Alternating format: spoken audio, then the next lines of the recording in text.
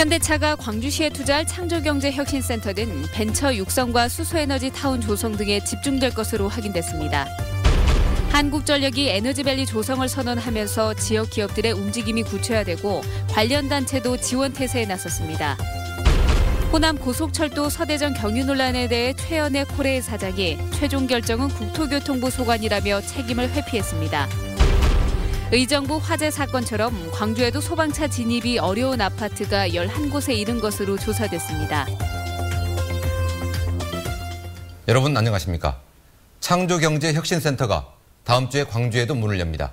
창조경제라는 이름 보면 아시겠지만 지역 발전을 위한 현 정부의 역점 사업입니다. 이 센터 개소를 앞두고 현대차의 정몽구 회장이 광주를 깜짝 방문해 비공개로 리허설까지 했는데 정작 센터가 무슨 일을 할지는 그동안 알려진 게 없었습니다. 이계상 기자가 그 밑그림을 단독 보도합니다. 현대자동차가 광주의 밑그림을 그리고 있는 창조경제혁신센터의 핵심적인 기능은 지역 벤처 육성과 수소에너지타운 조성, 협력사 지원으로 알려졌습니다. 이 가운데 벤처 창업이 핵심적인 기능으로 요약되는데 이를 수행할 제1센터는 광주과학기술원에, 제2센터는 양동 옛 금호생명 빌딩에 위치합니다. 1센터는 수소자동차 등 친환경 차량 관련 산업을 키우기 위한 창업과 보육 지원을 맡게 됩니다. 2센터는 광주가 집중하고 있는 문화 콘텐츠와 관련해서 벤처 창업과 생활형 창업자 등을 원스톱으로 지원합니다. 창업 초기에 벤처 기업인들이 직면하는 이른바 죽음의 계곡을 뛰어넘을 수 있도록 단계별로 현대차 그룹의 인적 자원과 경영 노하우가 전수될 것인가가 핵심입니다. 특히 광주시가 자동차 산업밸리를 추진 중이라는 점을 고려해서 현대기아차를 기반으로 하는 자동차 관련 부품 산업이 광주의 주력 산업으로 재도약할 수 있을지 주목됩니다.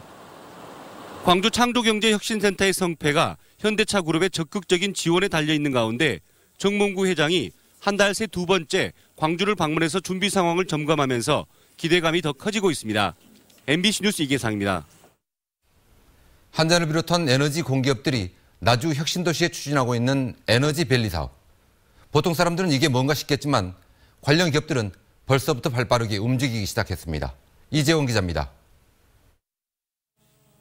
한전이 본사 이전과 함께 역점적으로 추진하는 에너지밸리 사업. 오는 2020년까지 500여 개의 영광 기업을 광주와 전남 지역에 유치하고 이들 기업들을 세계적인 전력 기술을 보유한 강한 업체로 육성하겠다는 계획입니다. 한전은 이를 통해 혁신도시를 일본의 도요타시처럼 변신시키겠다는 야심찬 밑그림을 그리고 있습니다. 혁신도시를 성공시키고 또 나가서는 이 지역을 에너지의 허브로 만들도록 최선을 다하겠습니다. 한전의 강력한 추진 의지에 지역 기업들도 발빠르게 움직이고 있습니다. 발전소 내와 설비를 제작하는 이 업체는 목포에 위치한 연구소와 함께 생산 설비를 에너지밸리로 이전하는 방법까지 검토하고 있습니다. 연관 업체들이 한자리로 집적화되면 기술 이전과 설비 수주 등 시너지 효과가 높을 것이라는 판단 때문입니다. 에너지밸리라는 의미가 지금 현존에 있는 한전의 기술력을 중소기업에도 또 좋은 기술력을 주고 또 함께 개발하고 중소기업 중앙회에서도 지역본부 차원에서 대책을 마련하고 있습니다. 먼저 한전뿐만 아니라 한전, KDN, KPS 등 전력 그룹사와 함께 상생협의체를 구성해 지역 중소기업 육성과 기업 이전을 지원할 계획입니다. 또 예상되는 기술 인력 부족 문제를 해결하기 위해 에너지 전문 인력 육성에도 나설 계획입니다. 중소기업들이 기술력 향상될 수 있도록 좀 지원하고 또 한국전력하고 한국전력에 관련된 중소기업들이 상생할 수 있는 성공 모델을 만들 수 있도록 적극 지원하도록 하겠습니다. 한전 본사 이전의 효과를 선점하려는 관련 업계의 발걸음도 분주해지고 있습니다. MBC 뉴스 이재원입니다. 호남 고속철도 서대전 경유 논란에 대해서 최연애 코레일 사장은 운영 계획안을 제출했을 뿐 최종 결정은 국토교통부 소관이라며 책임을 회피했습니다. 최 사장은 또 서대전역 경유 비율을 20%로 정한 이유에 대해서도 자신은 정확히 모른다고 답했습니다. 한편 코레일은 수요 예측 조사를 토대로 운영 계획안을 짰다고 밝히면서도 광주 MBC의 정보 공개 청구에 대해서는 영업상 기밀이라며 공개를 거부했습니다. 지금은 광주 서구로 갈 때 고속버스를 가장 많이 이용하는데 호남 고속철도가 개통하면 교통편 수요에도 일대 변화가 올 거라는 연구 결과가 나왔습니다. 김인정 기자가 설명합니다.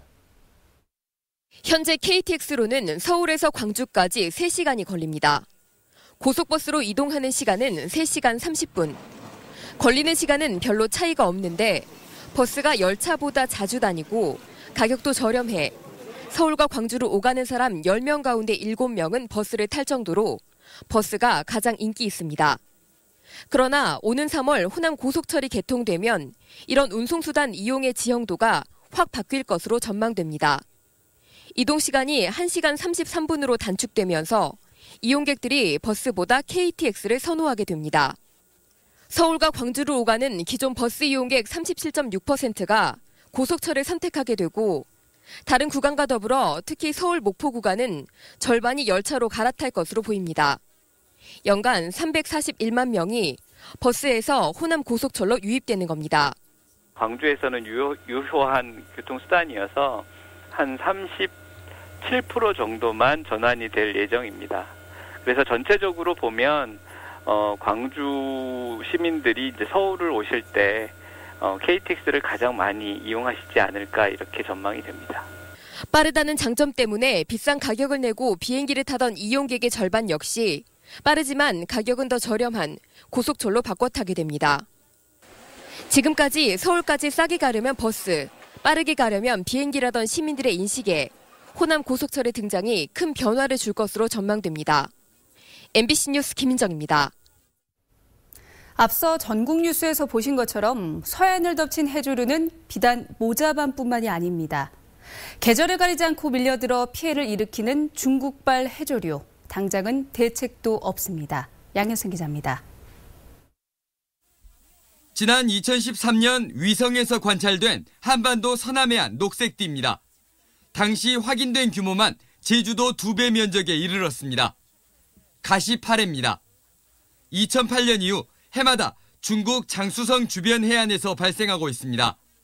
국내에는 지난 2009년과 2011년 그리고 2013년까지 2년마다 여름철 전남 서남해와 제주 해상으로 유입됐습니다.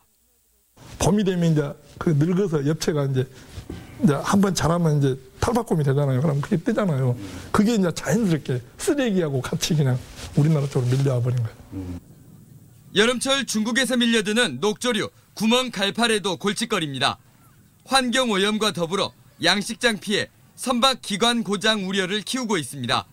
이들 중국발 녹조류는 특히 갯벌을 포함한 해양 환경에 악영향을 미치고 있지만 딱히 처치할 대책이 없습니다.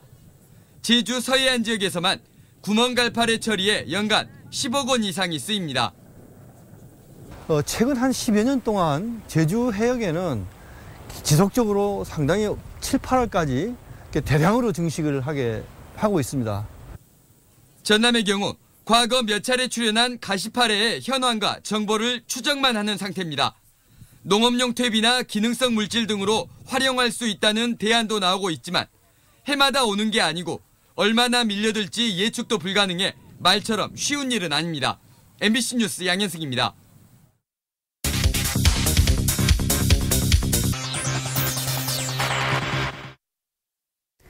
(130여) 명의 사상자가 났던 경기도 의정부 화재 사고는 소방차가 진입하기 어려워 피해가 더 커졌습니다. 정부가 조사를 해봤더니 광주에도 이런 곳이 여럿 있었습니다. 송정근 기자가 현장 취재했습니다. 화재 출동, 하공간 내 화재 출동 있습니다. 출동 지령과 함께 소방차들이 화재 현장으로 달려갑니다. 현장에 도착은 했지만 정작 아파트에 나와서 시간을 허비하고 있습니다. 불법 주차된 차량들도 문제지만 무엇보다 도로가 좁습니다. 실제로 저희들이 현장을 긴급하게 출동할 때 그 불법 주정차라든지 협소한 통로로 인해서 화재 현장에 조금 지체되는 경우가 있습니다. 5층짜리 아파트에서 불이 났을 경우에 출동하는 차량인데요. 5층 이상의 고층 아파트에서 불이 났을 경우에는 이보다 더 큰 차량이 출동하기 때문에 신속한 현장 출동은 더 어렵게 됩니다. 국민안전처가 지난해 전국 아파트를 대상으로 전수조사를 한 결과 소방차 진입이 어려운 아파트는 광주에만 11군데에 이르는 것으로 나타났습니다. 세대수도 2,500세대를 넘어 10,000명이 넘는 광주 시민이 소방차 진입이 어려운 아파트에 살고 있고 전남에도 20곳이나 됩니다. 도로 져가지고 주민이 좀 불안해져요. 그러니까 뭐또 대책이 없죠 지금. 전 대책 없죠 지금. 문제는 좁은 도로를 어찌할 대책이 없다는 겁니다. 1999년에 개정된 법에 따르면 아파트 도로는 편도 3m만 돼도 문제가 없지만 최근 도입된 소방차들은 몸집이 커져서 진입에 필요한 도로폭이 최소 5m 이상 필요하기 때문입니다. 아주 예전에 사업성이 나간 오래된 아파트 단지가 대부분인데 그때 당시 어떤 소방차의 어떤 규모에 비해서 요즘은 소방차 규모가 크다 보니까 거기에 아마 서로 이렇게 도로 상황이 따라가지 못하는. 소잃고 외양간 고치는 우를 범하지 않기 위해서는 법률을 바꾸거나 오래된 아파트의 도로 구조를 바꾸는 등 대책 마련이 시급합니다. MBC 뉴스 송정근입니다. 취업을 미끼로 수십억 원을 챙긴 혐의로 기아차 광주공장 노조 전직 간부들이 구속됐습니다. 광주지법은 지인이나 친인척 60여 명으로부터 취업을 미끼로 32억 원을 받은 혐의로 34살 홍모 씨 등 기아차 노조 간부 4명에 대해 경찰이 신청한 구속영장을 발부했습니다. 이들은 또 판돈 17억 원을 걸고 상습 도박을 한 혐의도 받고 있습니다. 한편 법원은 뇌물을 주고받은 혐의로 한전 나주지사 2명과 업체 관계자 1명 등 3명에 대해 검찰이 청구한 구속영장도 발부했습니다. 지난 16일 근무지를 이탈한 육군 일병을 찾고 있는 군 당국이 해상 수색에 집중하고 있습니다.